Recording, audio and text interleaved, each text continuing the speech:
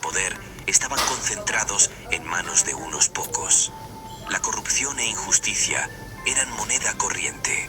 Moro, siendo un humanista renacentista, estaba influenciado por los ideales de sus contemporáneos como Erasmo de Róterdam, que buscaban una sociedad más justa y equitativa. La utopía es su respuesta a esta situación, una especie de bofetada intelectual a la sociedad europea, mostrando cómo podría ser un mundo mejor si se adoptaran ciertos principios racionales y humanistas. La historia de la utopía es presentada como una narración de un explorador llamado Rafael Hitrodeo, quien describe esta isla perfecta. Utopía es un lugar donde la propiedad privada no existe. Las personas viven en comunidades igualitarias, el trabajo es obligatorio para todos, pero con jornadas cortas, y la educación es universal y obligatoria. El resultado es una sociedad sin pobreza, sin crímenes y con un enfoque en el bienestar común. Propiedad colectiva. En utopía nadie posee nada individualmente, sino que todo es compartido. Esto elimina la codicia, la competencia desmedida y las desigualdades económicas. Moro estaba diciendo que la propiedad privada era la raíz de todos los males sociales. Trabajo y ocio. Todo el mundo trabaja, pero solo 6 horas al día, lo que les deja mucho tiempo para la educación y el ocio. Así, la gente no se quema ni se esclaviza al trabajo, y todo el mundo tiene una vida equilibrada. Imagínate un mundo donde no te matas trabajando todo el día para apenas sobrevivir. Educación y salud. La educación es obligatoria y gratuita para todos, y la salud pública es un derecho universal. Aquí, Moro ya nos estaba adelantando una visión bastante moderna de lo que debería ser un estado de bienestar. Religión.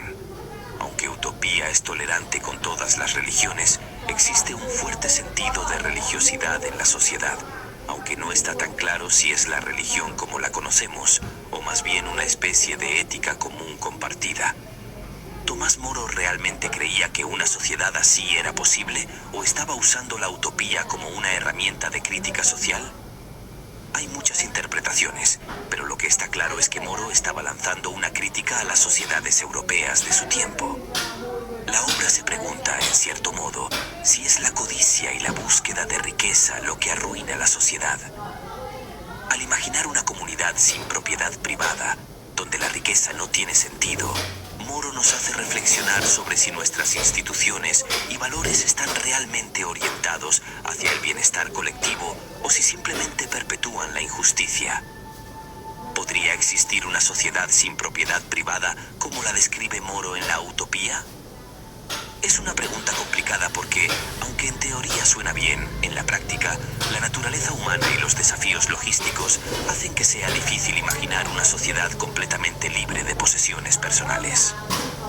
A lo largo de la historia, los intentos de implementar este tipo de sistemas han tenido resultados mixtos.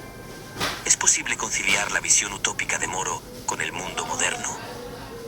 Muchas de las ideas de Moro han sido retomadas por movimientos sociales y políticos, como el socialismo y el comunismo, pero la complejidad del mundo moderno hace que la implementación de una utopía pura sea un desafío, por no decir imposible. ¿Qué aspectos de la utopía de Moro podrían aplicarse hoy en día? Algunos conceptos, como la jornada laboral reducida, la educación universal y gratuita y un sistema de salud pública robusto, ya son realidad en muchos países, aunque siempre hay espacio para mejorar. ¿Cómo interpreta la obra cada lector? Esto varía. Algunos ven la utopía como un modelo idealista, mientras que otros la interpretan como una sátira o crítica. La perspectiva del lector influye en cómo se perciben los temas centrales de la obra. Hay muchos intentos reales de crear sociedades utópicas. Las comunas del siglo XIX, los kibbutz en Israel y hasta las modernas ecoaldeas, todos estos son experimentos en tratar de acercarse a la visión de una sociedad ideal que Moro describió. Aunque muchos de estos experimentos han fracasado o se han transformado con el tiempo, todos comparten un deseo de crear un mundo mejor, más justo y equilibrado.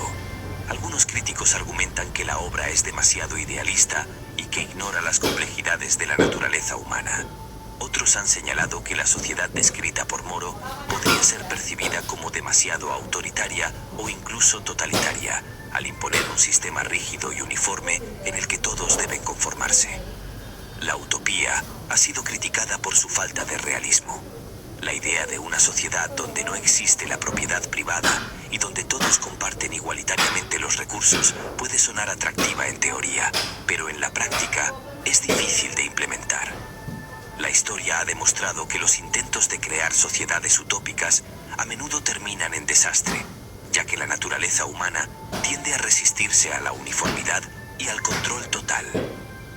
Aunque es poco probable que una utopía pura como la que Moro describe pueda existir en el mundo real, su visión nos desafía a cuestionar nuestras instituciones y a buscar formas de mejorar nuestras sociedades.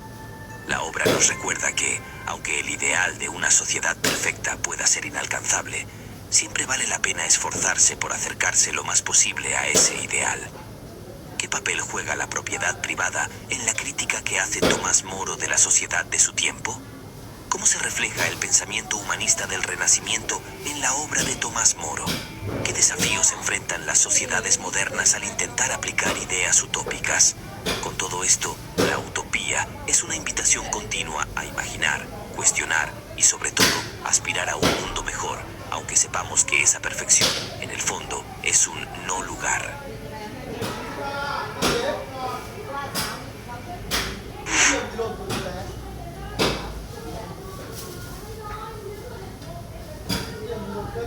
La utopía. Tomás Moro. Tomás Moro, un abogado, humanista, político y teólogo inglés del siglo XVI, es reconocido mundialmente por su obra Utopía, de 1516. En este libro, describe una isla ficticia llamada Utopía, donde la sociedad está organizada de manera ideal, según sus propios estándares de justicia, igualdad y bienestar colectivo.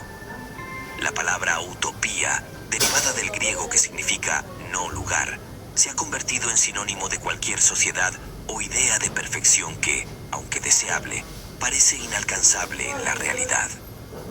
Ahora, metiéndonos en el cuento, la utopía de Tomás Moro es una crítica bien elaborada de la sociedad de su época, que sigue dando de qué hablar hasta el día de hoy. Para entender la utopía de Moro, hay que ponerse en los zapatos del tipo en su contexto. A principios del siglo XVI, Inglaterra estaba sumida en problemas sociales y económicos, con una sociedad fuertemente estratificada, donde la riqueza y el poder estaban concentrados en manos de unos pocos. La corrupción e injusticia eran moneda corriente. Moro, siendo un humanista renacentista, estaba influenciado por los ideales de sus contemporáneos como Erasmo de Róterdam,